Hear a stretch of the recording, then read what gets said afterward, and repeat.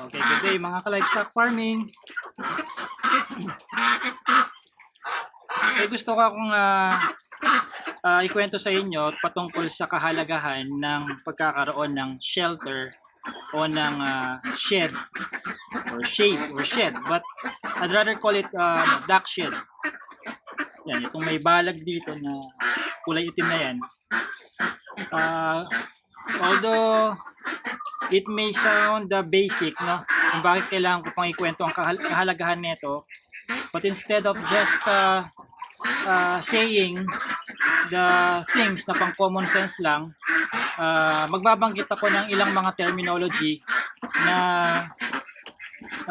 tungkol sa science kung bakit kailangan nito. Okay? So dito sa area na to, mga 110 square meter ang area na to, space na yan. Samot-sari dito, mayroong Peking duck, Muscovy duck, may Mallard duck, may crossbreed ng Mallard tsaka Muscovy. And soon magkakaroon ng crossbreed ng Muscovy at tsaka Peking duck. Meron ding iilang bansa dito. So sumatotal nasa 120 to 130 heads ang nandito. Soon, paghihiwalayin ko yung mga bawat klase ng duck na yan. Ang gagawin ko, itong kalahati nito, magiging puro Peking duck. At dito sa kabila, nandito yung mga Muscovy, mga hybrid, etc. mga gansa. Okay? Para kapag magpapa-incubate ako ng mga breeders ko ng Peking duck, ay 100% sure ako na yung mga itlog na yon ay talagang puro itlog lang ng Peking duck. Okay? So, ngayon, ito yung topic natin. Bakit mahalaga na mayroong shed na ganyan? Ang common sense na sagot dyan ay para may silungan. Alam natin yun. Silungan kapag mainit, silungan kapag tag-ulan. So, alam na natin yon. Siguro kahit bata, alam niya yon. Ngayon, gusto kong medyo palaliman ng konti yung pag-uusap natin tungkol sa kahalagahan nito. Kilala natin ang mga ducks. Yan. Peking duck to, no? Cherry Valley SM3 heavy Peking duck ito. Kilala ang mga Peking duck as mga bibe or ducks in general as waterfowls. Ibig sabihin waterfowls mga sanay sa tubig. Alam na alam mo kung ang isang species ay pang tubig or tatagal siya sa tubig sa pamamagitan ng pag-obserba sa kanyang mga kamay o paa. Kapag ang mga kamay niya ay hindi kagaya sa ating mga tao, parang hindi pang langoy itong mga daliri natin ito. Pero pansinin niyo yung mga bibe. Webbed ang kanilang mga paa. Ayan, no? Diba pag nagsiswimming tayo, yung mga paraphernalias natin, parang pambibe. Sinalagi sa paa natin. Ayan. So waterfowl. Ngayon, ang sinasabi ng karamihan, common knowledge, na okay lang ang bibe na ang ducks, mapaitik yan, mapapato, mapapeking duck, mapagansa. Okay lang daw na magbabad siya sa ulan. So, yes, while it is normal for them na magtampisaw, magbabad sa ulan, there will come a time kung oobserbahan ninyo na hindi 24 oras ay gusto nilang nakababad sa kanilang duck pond, nakababad sa ulan. Sisilong din yan kung meron silang pagsisilungan. Okay? So, obserbahan ninyo yon. Hindi como waterfowl ang tawag sa mga yan, ay pwede na silang nakalarga lang na walang kabubong-bubong, whether bumabagyo or normal na tag-ulan lang. Totoo naman na hindi sila kasing hina sa ulan ng mga manok, ng mga pabo. Pero it doesn't mean na pwede na lang silang pabayaan, for the longest time hanggang sa mamatay sila sa katandaan ay nakababad na lang sila sa ulan. So kailangan din meron silang shelter. Bakit? Kasi kapag babad ang duck sa ulan, or natrap siya sa kanyang duck pond dahil hindi siya makaahon. Sabihin na nating malalim-lalim yon at may kalimitan pa ang duck. Kapag ka nangyari yan, mapapansin niyo nawawala yung kanyang pagiging waterproof or water resistant ng kanyang balahibo.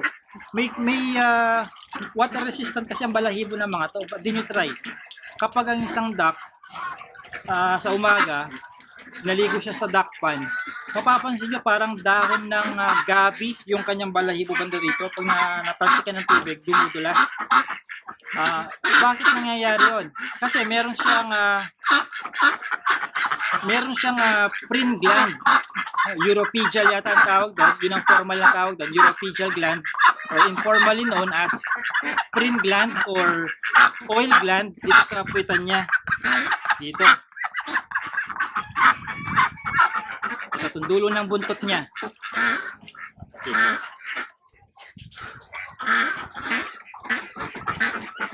Try kong hanapin, may close up natin sa camera. Ito.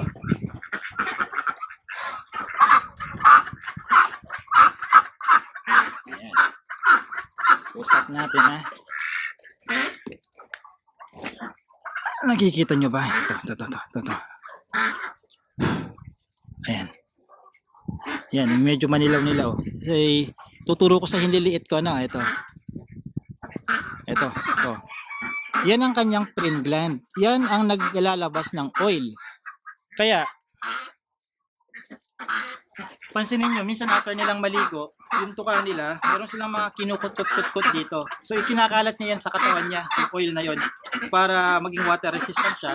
Not really because gusto niya maging water resistant, kundi ang main purpose nun, para hindi siya gano'n na kadali mababad or mag-absorb ng basa ng tubig ng kanyang balahibo. Bakit? For added insulation, para hindi siya gaanong lamigin. And that's the reason kung bakit tumatagal sila sa ulan or sa basa. Okay? Ngayon, hindi maganda na babad sila sa ulan. Unang-una, matatanggal yung oil na yon. Pag sobrang babad sila, bawa, isang linggong tag-ulan. Minsan, umaabong tag-ulan, nakaraan higit sa isang linggong umuulan.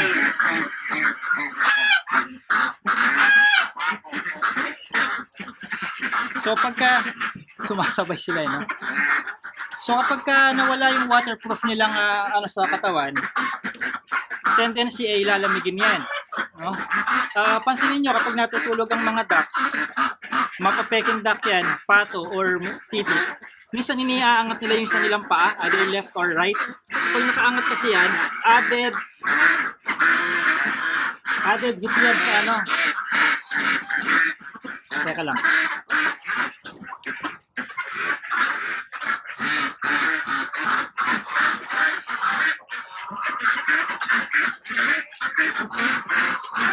So pag iniangat nila yon, added hit sa katawan nila yon.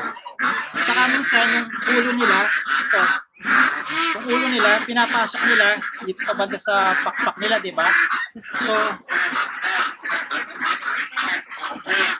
added hit din yun. Focus ng added insulation sa katawan nila yon.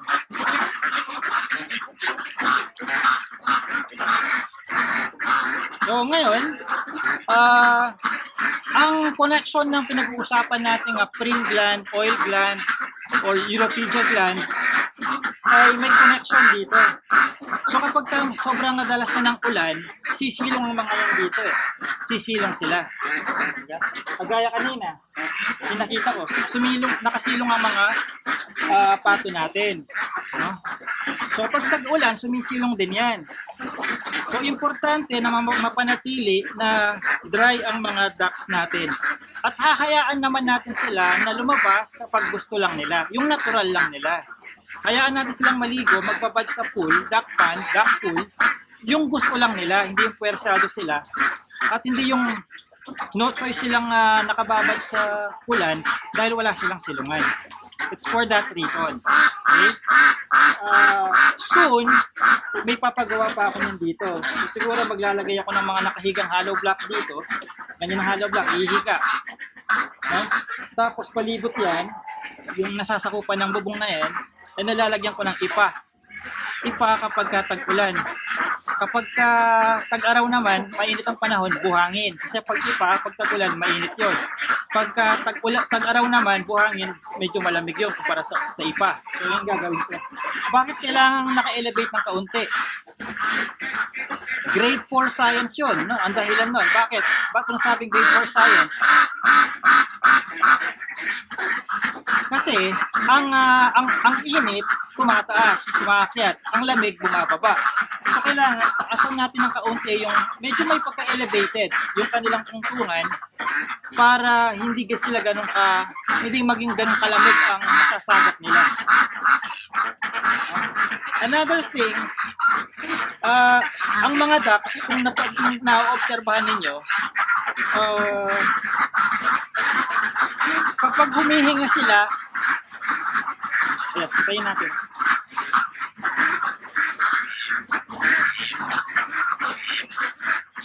Ayan. Pag humihinga sila, ma-moist. Mas ma-moist kumpara sa paghinga ng mga manok. Okay? Try nyo mang i-research yun. Ngayon, ano ba ito nabanggit yun? Importante na open area yung kulungan nila. No? Para yung moist hindi nakukulog. At kapag nakulog kasi ang moist, medyo magiging challenging ang paghinga nila. Hindi na magiging fresh air. Tendency is magkakabarado sila dito sa air duct nila dito. Yan, yung ilong nilang yan. Tagusan yan, no? Tagusan to. Yung ilong nilang yan. And yun din ang dahilan kung bakit kailangan na ibababad nila itong tuka nila, itong ulo nila para nalilinis yung air duct nila. Okay? So pabayaan natin kumain pala to. Sama ka doon. So ipapakita ko sa inyo itong bubungan nila. So nabili ko to, lalagyan na to ng carbon eh. Nabili ko to dito sa area namin dito na tigpo 400 ang isa. Ang sukat nito 5 by 12 feet. 5 feet ang luwang, 12 feet ang haba. So dalawa yung tigpo 400, 800. Tapos 1 kilong alambre, 90 pesos. O pati labor, so total more or less 1,000 pesos, no? At itong mga pangtukod na to, mga bolon na to, mga tira-tira dito sa farm. So ganyan siya. So meron silang silungan pag umuulan, pag mainit din lalo na. At itong sa silong na dito, mga gulong, pugad nila yan. So tatambakan pa ito ng buhangin dito para medyo tumaas. Ito sinasabi ko sa inyo kanina, ihihiga ko yung mga hollow block na yan dito sa gilid, palibot. Basta palalagyan ko ng konting buhangin, tapos sa top ay ipa kapag tag-ulan at buhangin, purong buhangin na kapag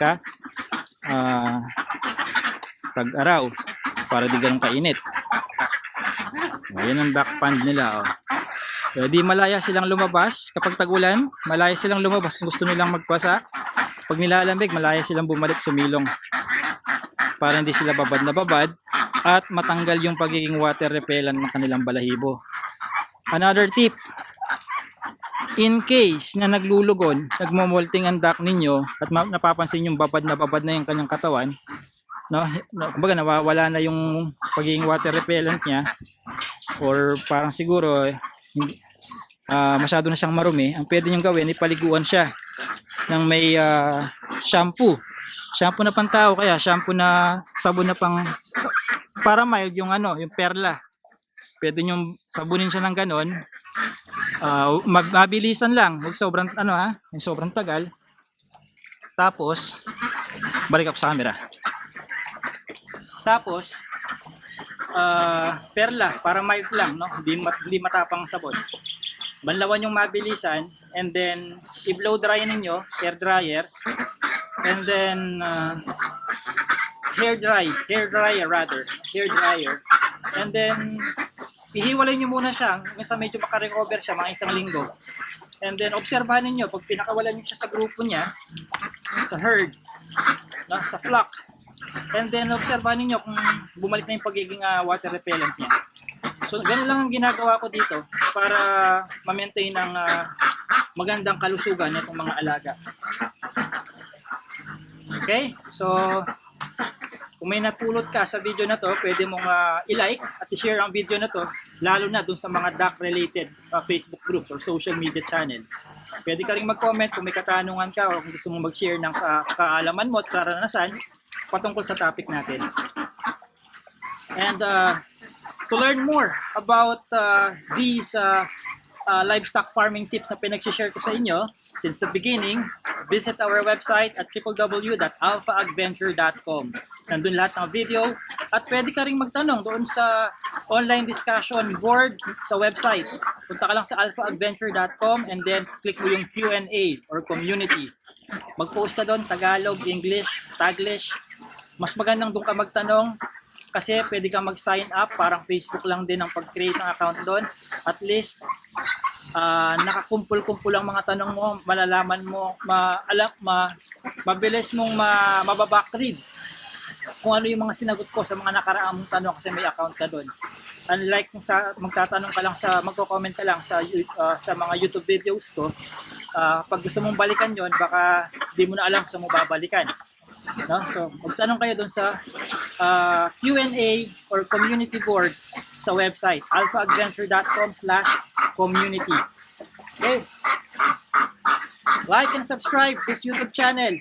Isama mo na pati yung Facebook, Instagram, at meron din kaming TikTok account. And this has been JC of Alpha Adventure, your source of science-based, experience-driven, and technology-oriented tips on livestock farming. Thank you.